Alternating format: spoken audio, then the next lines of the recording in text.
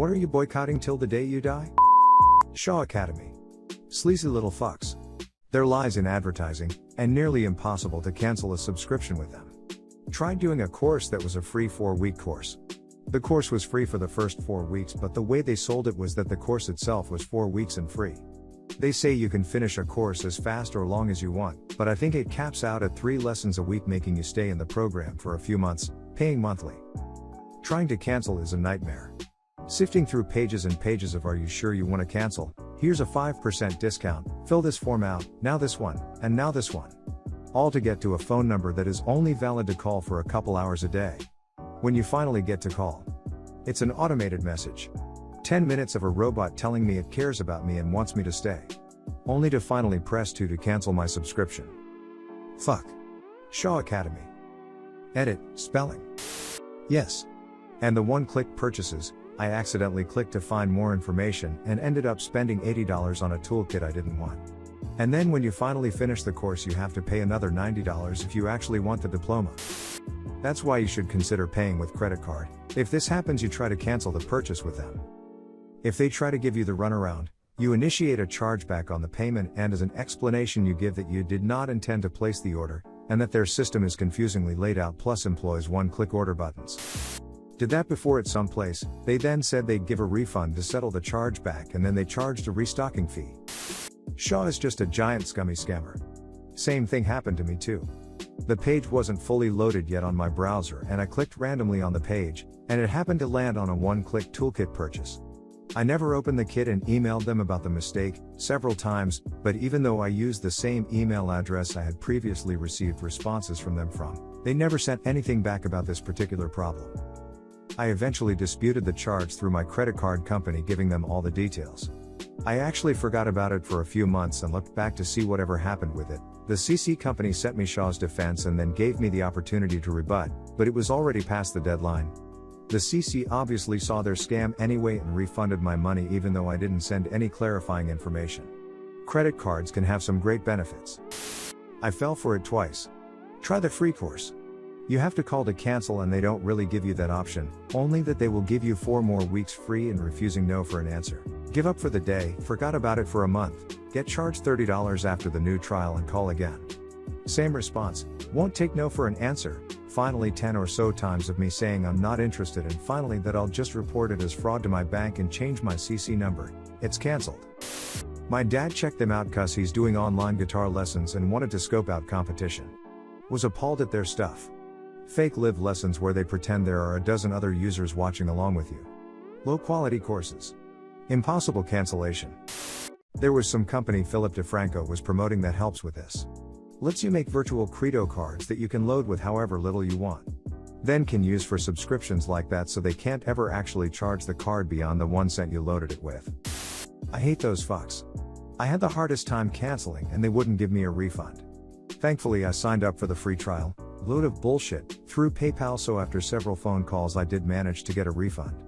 My search online showed others weren't as lucky. I wish I'd researched them before accepting the trial, because it was nothing but complaints. I also reported them even though it was probably pointless. Fuck Shaw Academy. I made a free account or something with them years ago. 2 years or more. Never started any course or anything, just somehow gave them my contact info. I guess I had to put it in to see more info. After so long, they suddenly called me up on my phone last week, wanting to give me some promo code or discount that only works today. So weird, and I'm glad I never gave them my payment info at least. I just had to cancel these fuckers. The course material wasn't good to me, and by the time I realized that the program was not for me, they took my money and didn't want to give it back. I had to go through my bank to get my money back. I work in a bank, in the disputes department, and I have done so many disputes for Shaw Academy.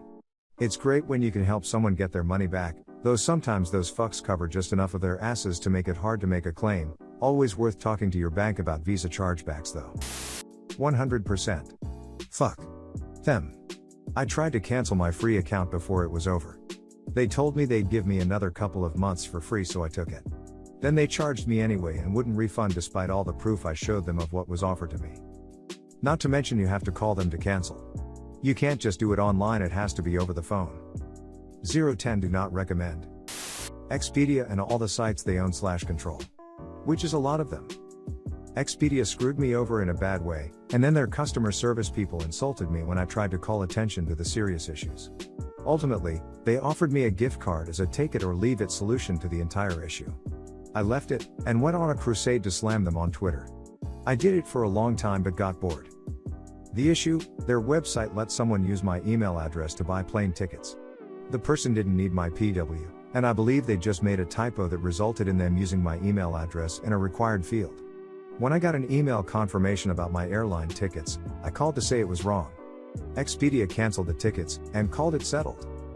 When the actual customer arrived at the airport and their tickets were canceled, they called Expedia. The rep from Expedia told them I canceled their ticket, and then gave this angry person my full name and my cell phone hash so that he and I could sort it out between the two of us. The guy was pissed and made vague threats, so I contacted Expedia customer service to get this addressed. When I refused their offer of a $50 Expedia gift card, they told me I could suck a soft dick or a throbbing hard cock, my choice. I declined to do either, and we parted ways forever. The end. Matt is particularly annoying where I live because they're really just prohibitionist and don't want people to drink at all. They lobbied the government to let them offer an anti-drunk driving course if people get caught doing it.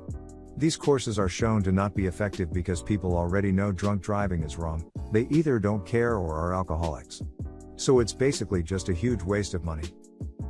Just editing to say I am personally very against drunk driving and wish no one would do it. I just think Matt also sucks. My oldest brother turned 18, and back then it was the legal drinking age, had to go to the county office to get his sheriff's card to prove he was of age in July. On January 1st of the next year, age was raised to 19. So, on his birthday he had to go again because he had to turn in the one he got the previous July. And then he had to do it once again when he turned 21, because the state moved the drinking age to 21 the January before his 21st. He doesn't drink, so for him it was just annoying. Respectfully, I disagree. This doesn't overstep states' rights. States are 100% in their right to lower the drinking age. Well, not sure if the court might have an overly broad view of the Commerce Clause now, but imagine we're in the 80s. The feds have long attached restrictions or requirements to receive funding. This is one of them. The states are free to refuse federal highway funding and not conform with the requirements. https://supreme.justia.com/cases/federal/us/483/203/.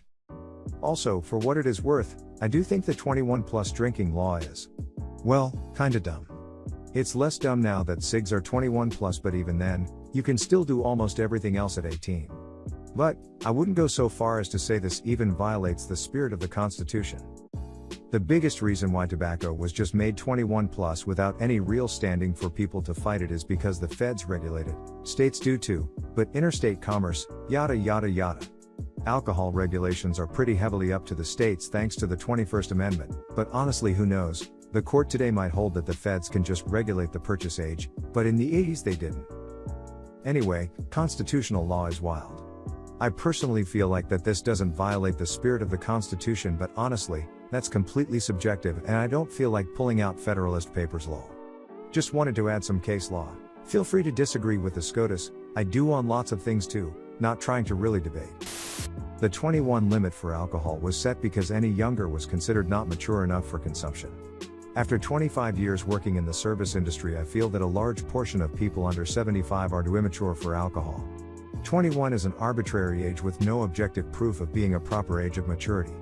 Many politicians are pushing to lower the voting age 16. Kids under 15 get convicted as adults regularly, can be drafted at 18 and directed to kill other people, but God forbid they have an alcoholic beverage. Pick one measure of maturity and set that as law. The laws are too ambiguous in their current state. Thank you for the insight and being civil. I appreciate it. Without getting too specific, my main reason for disagreeing really comes down to something you said. The court might have an overly broad view of the Commerce Clause now, but imagine we're in the 80s. Despite the context of when it came about, I think it was a reach and a pretty flaky excuse to impose that, but that's just one non-lawyer's opinion. Smile. The Constitution doesn't say anything about states getting highway funds.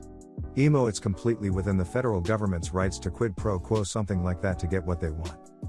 Interstate commerce has federal oversight and the highway system is pretty key to that, so it's not even much of an overreach.